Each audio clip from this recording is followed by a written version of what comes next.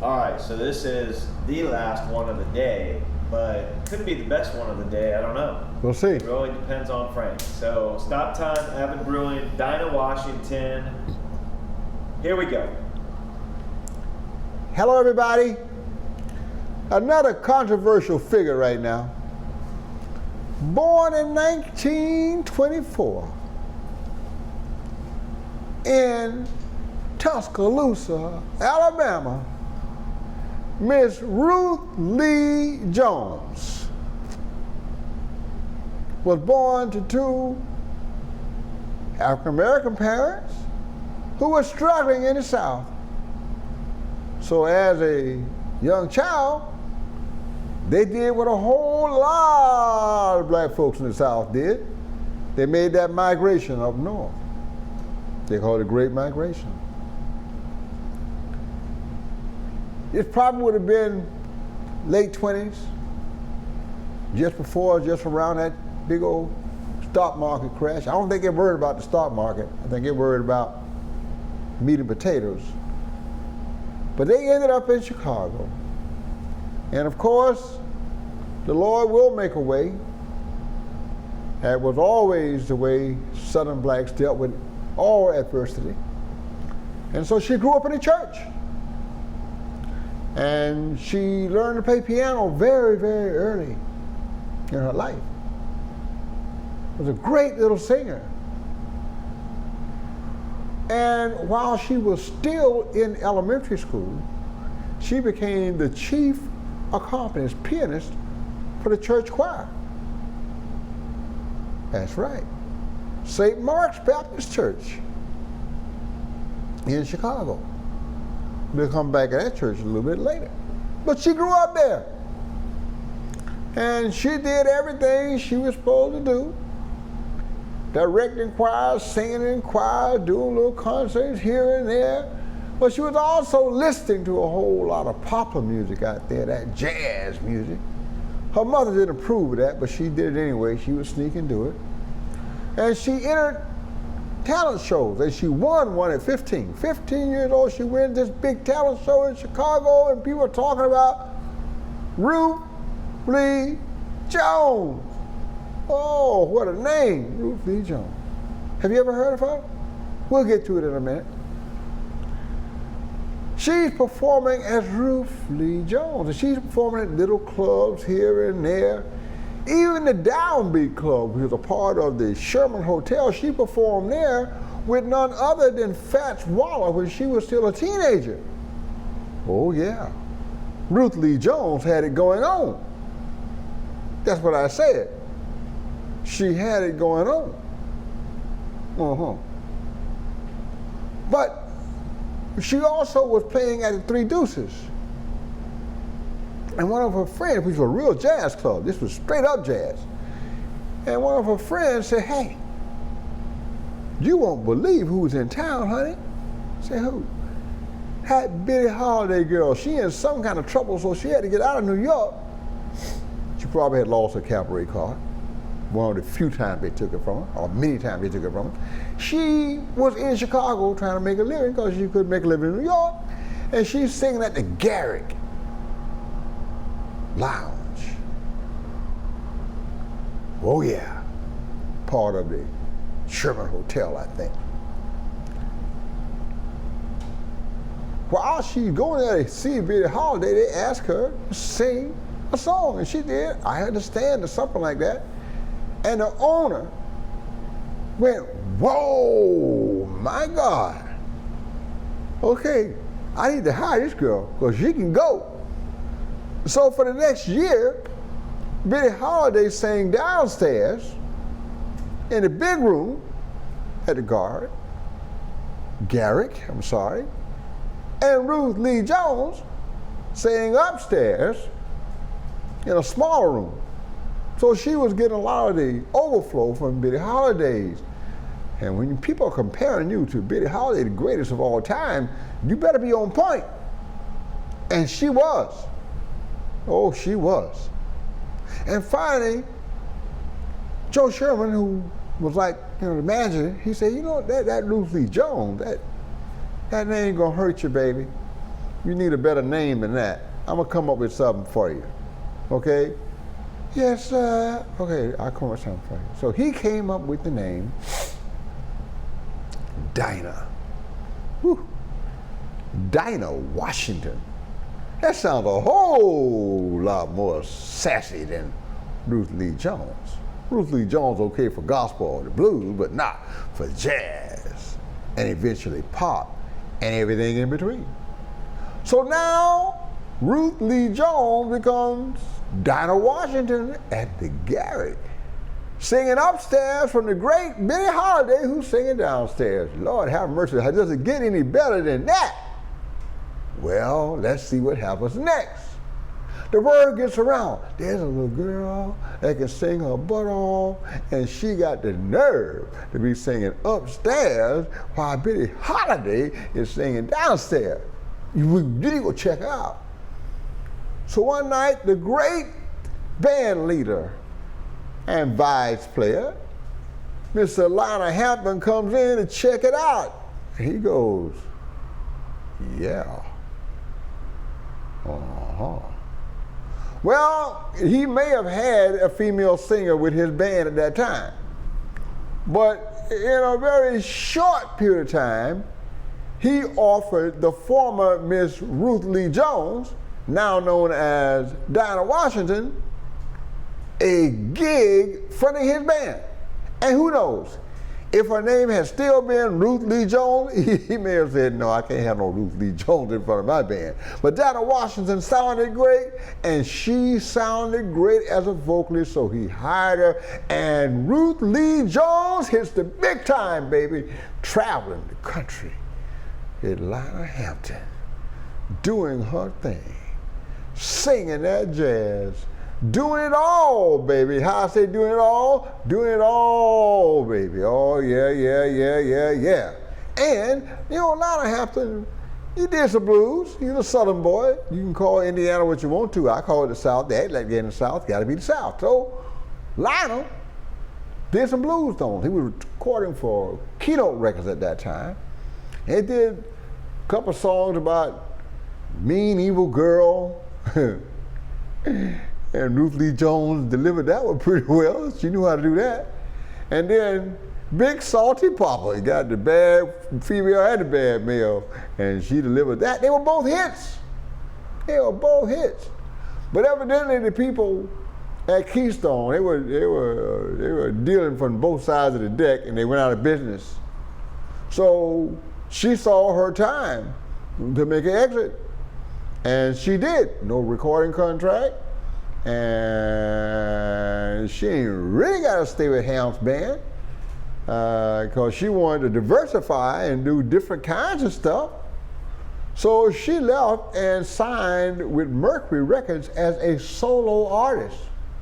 And her first tune, believe it or not, was with one of her early mentors. Remember, she played with Fats? Well, she did his Ain't Misbehaving for her first solo recording, and it was a hit. Yeah. Now, Fats, he was on the cusp of things. He was jazz, but not really jazz. He was pop, but not really pop. He was blues, but not really blues. He was kind of a novelty act, but not really a novelty act. He was a little bit of everything. Genius is what he was. And as we're going to find out, Dinah Washington's a genius too. Because as soon as that one went, she tried a couple of other more popular tunes. And they became hits.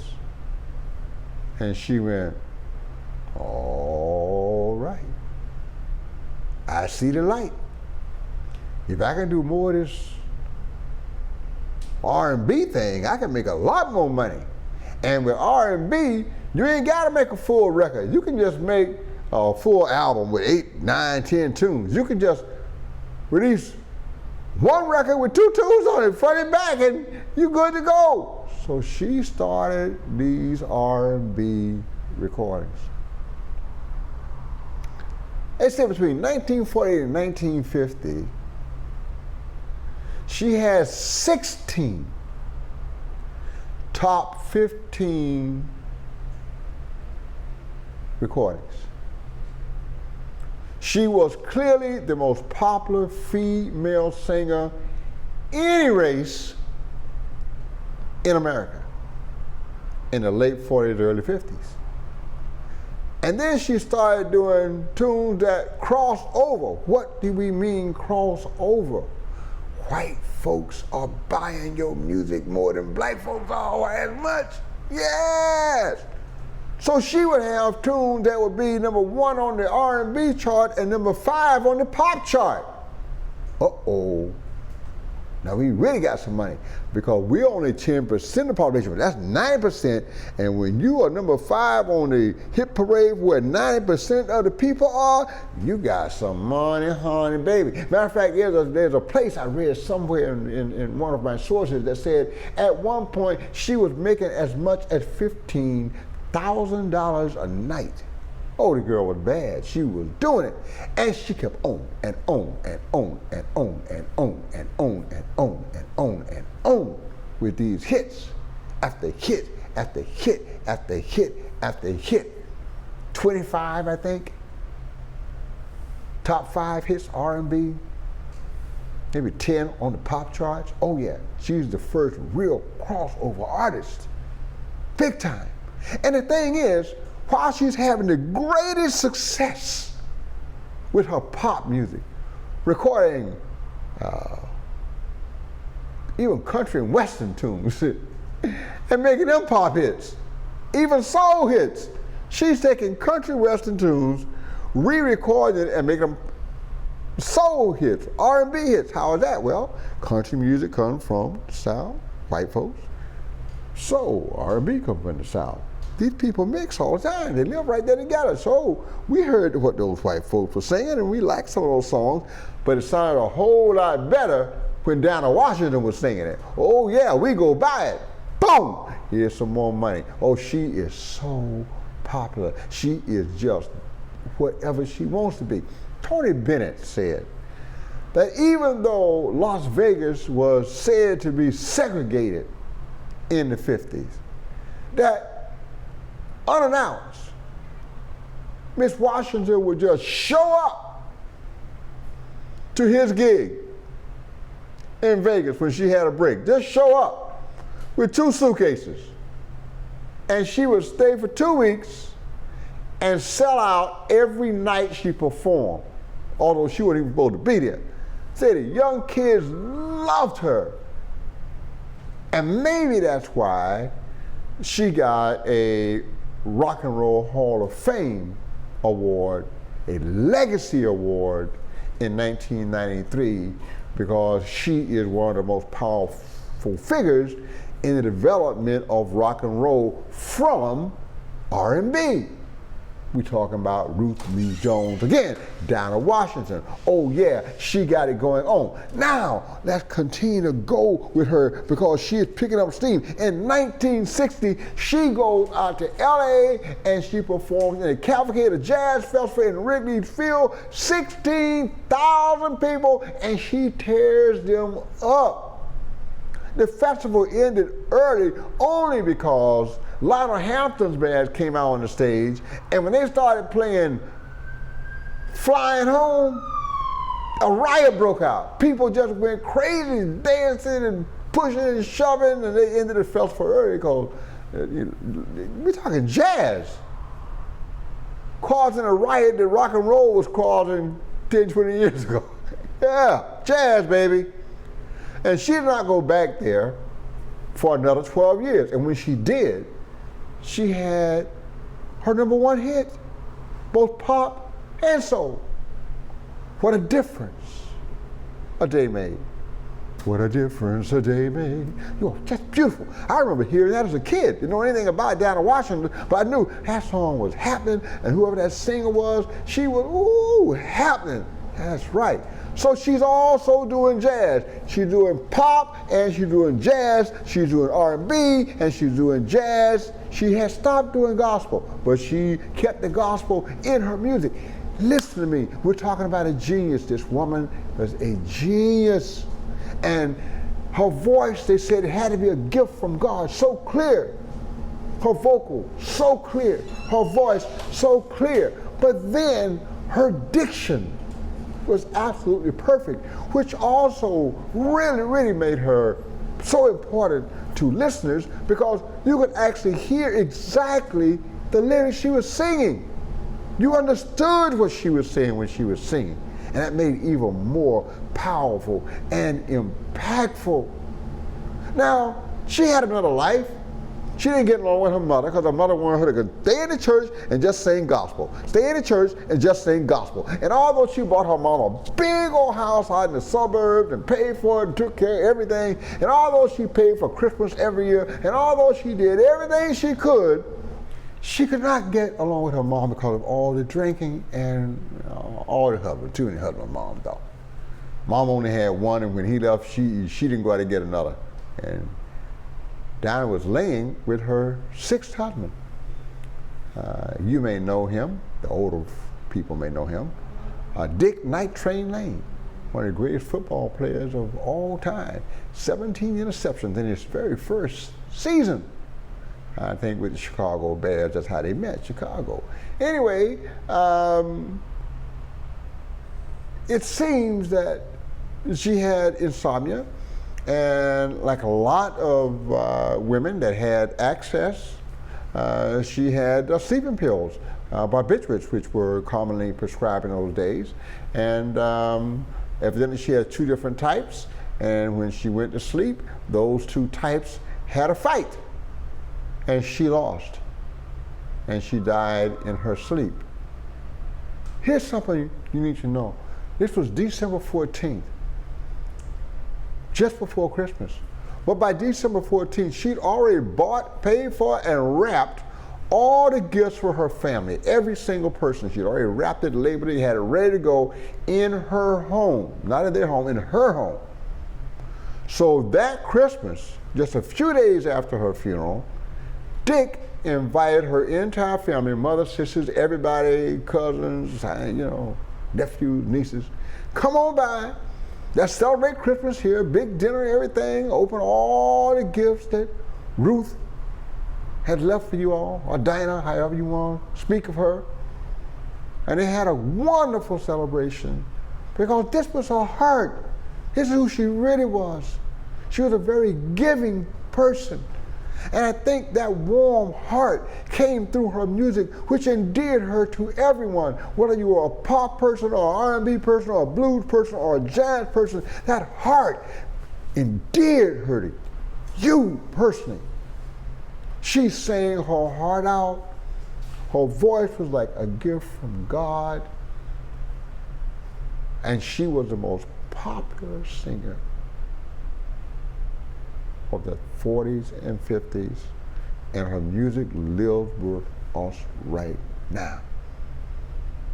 Everybody say, sing it again, Dinah. Sing it again, Dinah. Sing it again, Miss Washington, who called herself the queen of the blues, because from the blues came jazz, and from jazz came R&B and rock and roll and pop and everything else. So when she called herself the queen of the blues, she let you know she was the queen of all music derived from the African American experience, starting with her little time at the St. Mark Baptist Church, where she played as a child. And it was the St. Mark's Baptist Church where she was funeralized. Everybody say, sing, Dinah. Thank you very much. What a difference a day made.